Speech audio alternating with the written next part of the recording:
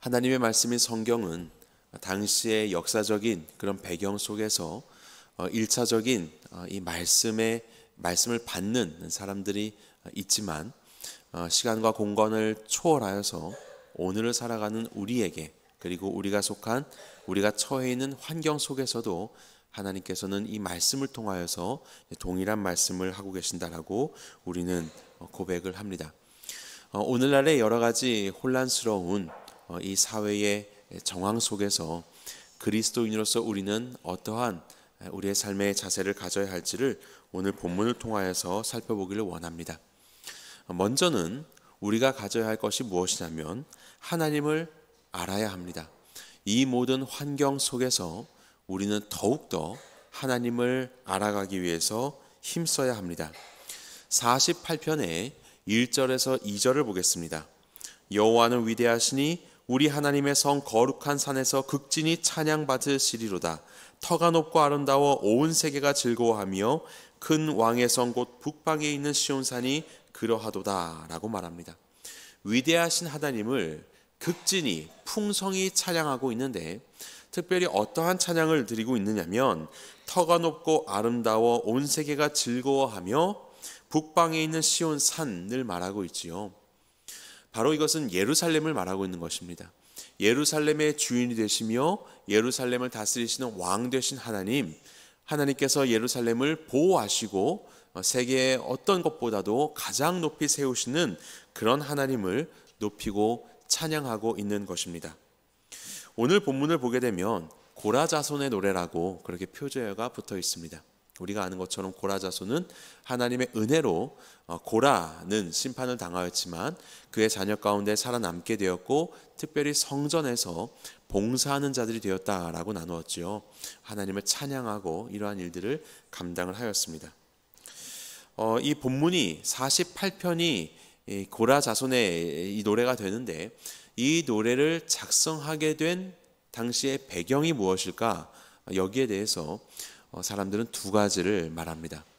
먼저는 여호사밧 왕의 시대였다라고 이야기합니다. 유다의 3대 왕인 여호사밧 왕의 시대. 이때는 모압과 암몬과 마온이라는 족속이 연합군을 이루어서 이 남유다를 침공해 왔습니다.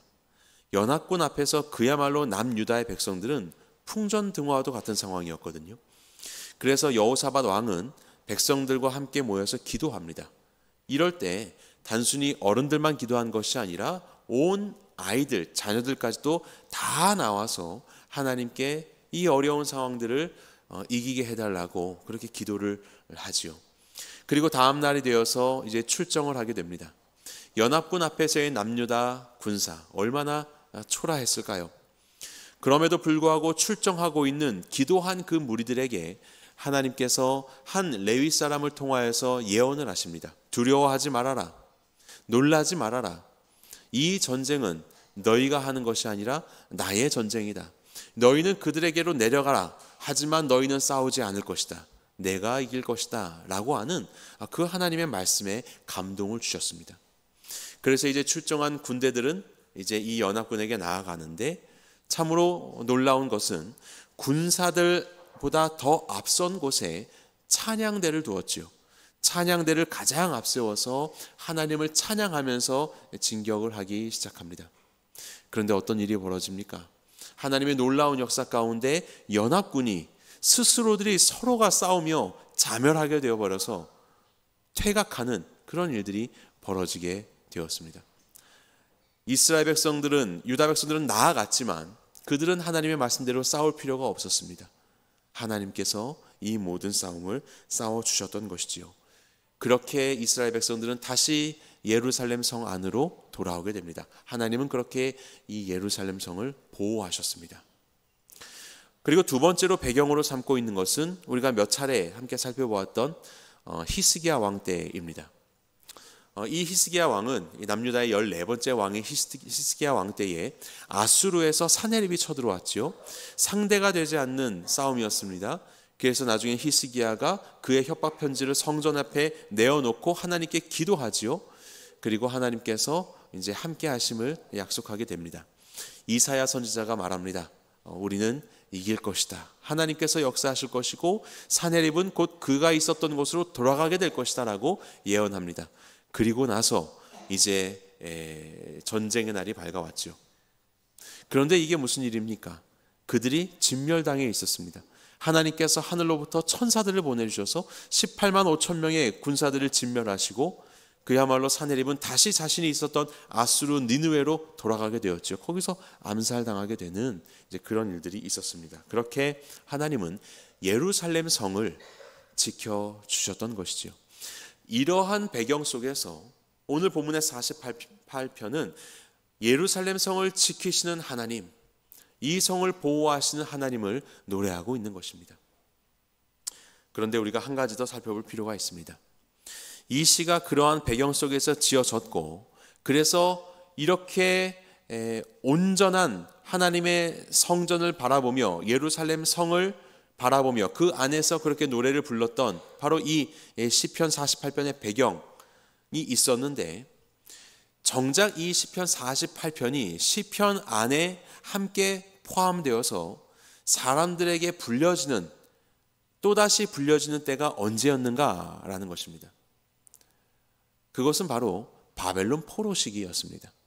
포로 시기 때에 하나님의 백성들은 하나님께서 주셨던 이 시편들의 말씀을 모아서 오늘의 이 시편들로 이제 만들었다.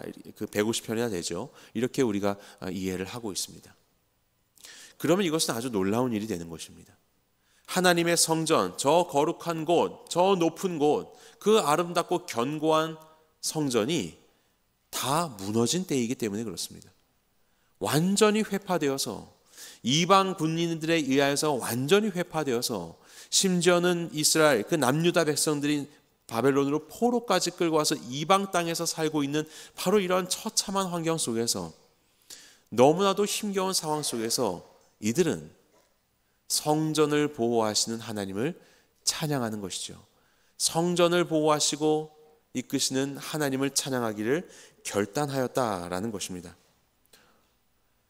어떻게 이런 일이 가능했을까요? 그 비결은 우리는 3절에서 찾아볼 수 있습니다. 여러분도 성경책으로 48편 3절 말씀 함께 보겠습니다. 시작. 하나님이 그 여러 궁중에서 자기를 요새로 알리셨도다. 이것입니다.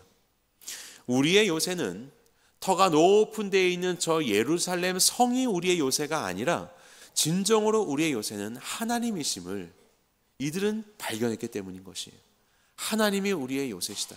비록 저 보이는 예루살렘 성은 무너졌지만 하나님은 여전히 우리와 함께 하셔서 이 이방 땅에서도 우리의 요새가 되어주시고 우리를 지키시고 보호하심을 그들은 경험하였기 때문에 그렇습니다. 우리가 잘 아는 것처럼 바벨론 땅에서 다니엘과 그 세 친구를 보호하셨고 사자 굴 속에서 다니엘을 보호하셨던 바로 그 하나님의 역사를 우리는 알고 있지 않습니까?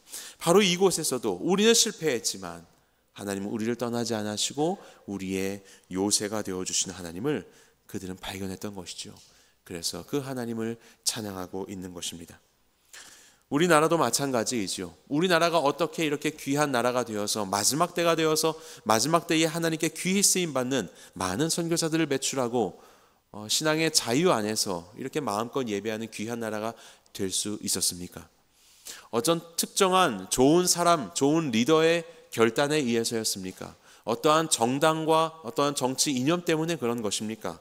혹은 우리를 보호하려는 어떤 특정한 나라의 힘 때문에 우리가 이렇게 될 수 있는 것이겠습니까? 많은 환경적인 요인과 많은 그럴듯한 이유들을 우리가 생각해 볼 수 있겠지만 무엇보다 오늘 우리가 이 자리에 설 수 있게 된 것은 하나님께서 우리를 인도하셨기 때문입니다. 하나님께서 우리나라의 기둥이 되어주셨고 우리나라를 통치해 주셨기 때문에 우리는 오늘도 이렇게 살아갈 수 있게 되는 것이죠. 바벨론 포로기에서 비록 성전은 무너졌지만 무너진 성전을 앞에 두고 우리의 참된 성전이시오 요새이신 하나님을 찬양하는 이스라엘 백성들의 이 노래, 바로 그들의 마음이 우리의 마음이 되기를 간절히 바랍니다. 우리의 눈에 보기에는 많은 것들이 다시 무너져 가고 있고 또 어떻게 세워져 가게 될지 참으로 우리는 알 수 없고 많은 불확실함들이 우리 안에 있지만 이것이 더 나은 길로 가게 될지 이것이 더 어려운 길로 가게 될지 우리는 내일을 알 수 없는 그런 어두운 상황에 놓여 있지만 우리를 여기까지 인도하셨고 앞으로도 인도하실 우리의 삶의 걸음은 하나님께서 함께 하시는 것이다. 하나님께서 이끌어 가시는 것이다. 우리는 이것을 기억하며 오늘을 담대한 마음으로 살아갈 수 있는 것입니다. 하나님의 역사를 소망할 수 있는 것이에요. 본문의 4절부터 7절을 보면 하나님의 일하심을 이렇게 말합니다. 왕들이 모여서 함께 지나갔으며, 이 왕들은 하나님을 대적하여서 높아진 왕들을 말합니다. 그들이 보고 놀라고 두려워 빨리 지나갔도다. 거기서 떨림이 그들을 사로잡으니 고통이 해산한 여인의 고통 같도다.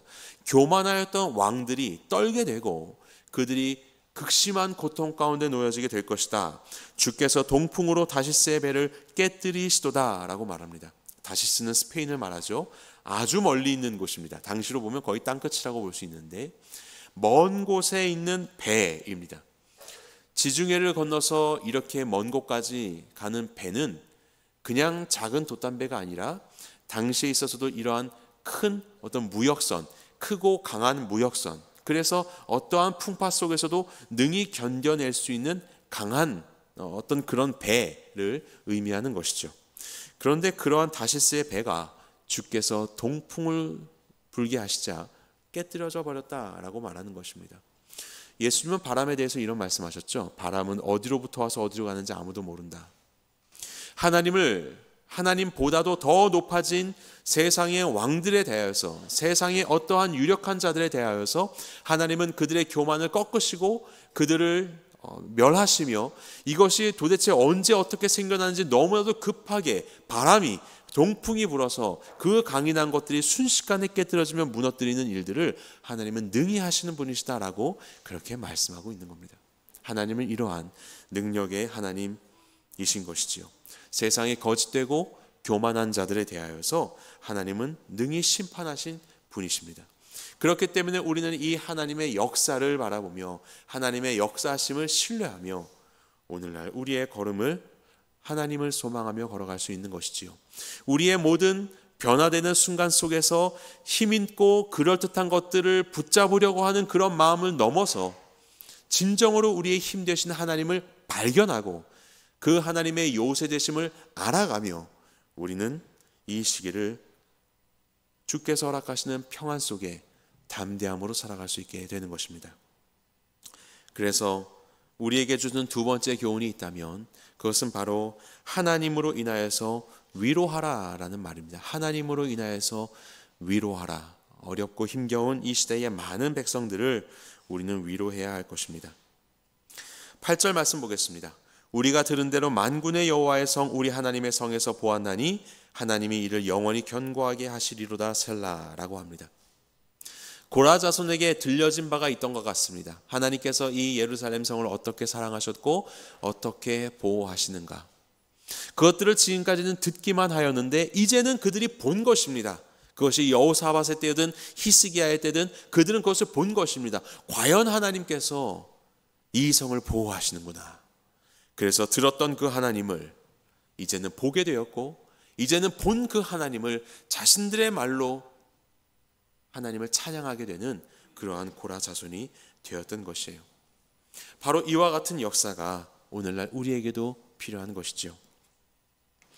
요한계시록을 보게 되면 5장에 이와 같은 구절이 있습니다.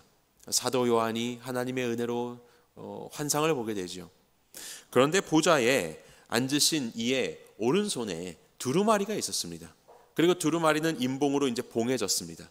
그런데 이 두루마리에 봉해진 그 인을 떼서 두루마리를 펼쳐봐야 되는데 펼쳐볼 사람이 아무도 없더라. 아무도 없다 이것입니다.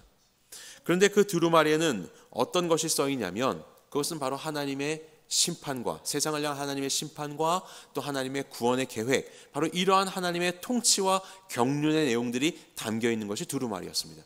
그런데 그것이 봉해져 있으니 알 수가 없는 것입니다. 그리고 여전히 그 사도 요한의 때는 많은 박해 속에서 힘겨워하고 있었던 때였거든요. 도대체 하나님이 이 상황 속에서 어떻게 하나님의 역사를 이루어 가시는가. 그래서 하늘이나 땅 위에나 이 두루마리를 펼 자가 없는 것을 아는 사도 요한은 본문의 4절에 보면 내가 크게 울었더니 너무나도 슬퍼서 보이지 않는 이 모든 막막함 속에서 그는 울었습니다. 그런데 바로 그때 장로 중에 한 사람이 내게 말하되 울지 말라. 유대 지파의 사자 다윗의 뿌리가 이겼으니 그 두루마리와 그 일곱인을 떼시리라 하더라. 한 신앙의 어른이 울고 있는 요한에게 와서 위로합니다. 울지 말아라. 이 인을 떼어서 하나님의 역사를 이 땅 가운데 선포하며 이루어내시리가 있다. 그는 유다 지파의 사자 누굽니까? 예수 그리스도. 예수 그리스도가 계시니 그가 이것을 떼어 하나님의 역사를 이루어내실 것이다 라고 하며 울고 있는 요한을 위로하고 있는 것이에요.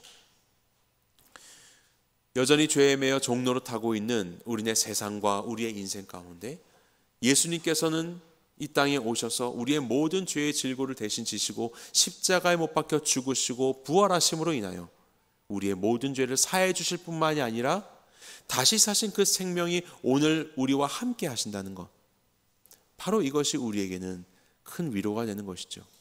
죽음 가운데 있는 아무런 소망이 없는 자들을 내버려 두지 아니하시고 구원하기로 작정하시면서 성육신하시어 우리에게로 오셨고 우리의 이 모든 문제를 해결하여 주셨을 뿐만 아니라 지금도 함께 하시며 우리를 위해서 기도하고 계시는 예수님, 그 예수님이 계시니 오늘날 우리의 삶에 여러 어려운 상황이 찾아온다 할지라도 우리는 나와 함께 하시는, 나를 사랑하시고 나의 형편을 아시고 이 모든 것들을 해결해 주셨고 지금도 해결해 주기를 원하시는 예수님으로 인하여서 우리는 위로를 얻을 수 있게 되는 것입니다.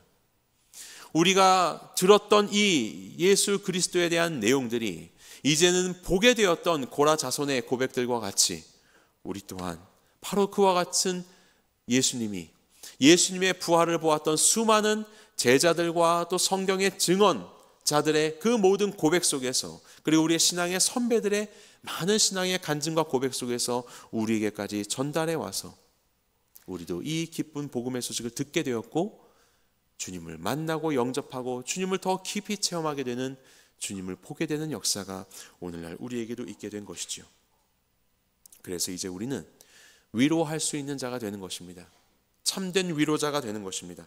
오늘날 많은 충격 가운데 빠져있는 이 나라의 많은 백성들, 우리의 이웃들, 도대체 이 나라가 어떻게 되어갈 것인가에 대한 많은 염려와 또 여러 기대감을 가질 수도 있는 그런 상황들 속에서 정말로 이 땅에 진정한 주인 되시며 통치자가 되시는 예수 그리스도를 소개하고 그리고 그로 인하여서 위로할 수 있는 바로 그러한 장로와도 같은 신앙인, 바로 우리 모두가 되어야 할 것입니다. 세상에 있는 유력한 어떠한 것들로 우리가 위로를 얻는 것이 아니라, 그럴듯한 모습들로 위로를 얻는 것이 아니라 예수님으로 인하여서 참된 위로를 얻을 수 있는, 그런 위로를 줄 수 있는 주님의 백성들이 되기를 간절히 바랍니다. 본문을 보시면 13절과 14절입니다. 그의 성벽을 자세히 보고 그의 궁전을 살펴서 후대에 전하라. 이 하나님은 영원히 우리 하나님이시니 그가 우리를 죽을 때까지 인도하시리로다. 여기에 보면 성벽을 살피래요. 궁전을 살피래요. 그 전에 12절을 보면 또 망대도 살피라고 합니다. 이 무슨 말입니까? 이 당시에는 이 예루살렘 성전을 굳건히 보호하신 하나님을 찬양하고 증거하고 있는데 과연 그러냐라고 하면서 예루살렘 성전을 한번 보라는 겁니다. 망대는 그 어떤 파수꾼의 역할을 감당하죠. 그래서 가장 먼저 공격을 당할 수 있는 곳이에요. 하지만 망대를 살펴보아라, 멀쩡하다. 그리고 성벽을 자세히 보아라, 기어오르거나 무너진 흔적이 있는가? 없다, 멀쩡하다. 궁전을 살펴봐라, 멀쩡하다. 하나님은 그렇게 이렇게 우리를 보호하셨다. 우리의 이 모습을 보아라, 우리가 그 존재, 우리가 그 증거다라고 이야기를 하고 있는 것이죠. 예수님께서 정말로 우리의 삶의 인도자가 되시고 힘이 되시고 요새가 되시며 우리의 참된 위로자가 되신다는 것을 무엇으로 증거하시겠습니까? 단순히 입술로만 증거하시겠습니까?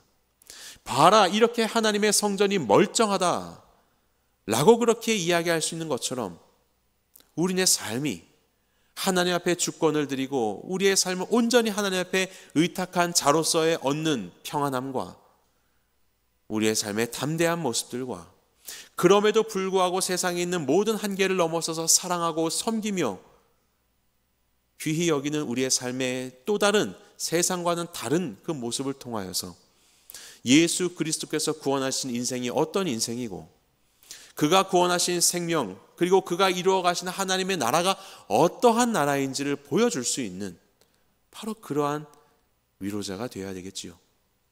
그래서 세 번째로 우리에게 필요한 것은 하나님을 삶으로 찬양해야 합니다. 하나님을 찬양하되 삶으로 찬양해야 되는 거예요. 보여줘야 되는 것이에요.